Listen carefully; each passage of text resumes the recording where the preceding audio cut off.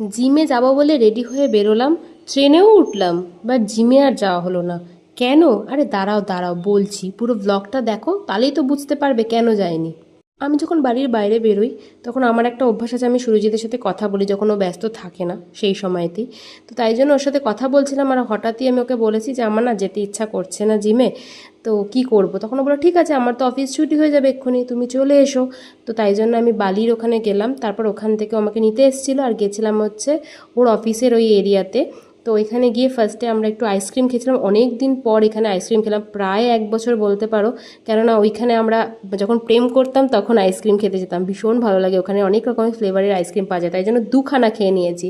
তারপরে গেছিলাম ফুচকা খেতে। তারপর ওর অফিস এরিয়ার আশেপাশে, মানে ওই বনহুগলির আশেপাশে এটা একটা শপ ছিল, কেএফসি স্টাইলে সব কিছু পাওয়া যাচ্ছিলো। ওখান থেকে আমরা ক্রিস্পি পপকর্ন নিয়েছিলাম, চিকেন পপকর্ন, এটা আমার ভীষণ ভালো লাগে, কেএফসিটাও ভালো লাগে, এটা অনেকটা কেএফসি স্টাইলই বানিয়েছিল, বেশ ভালো লেগেছিলো।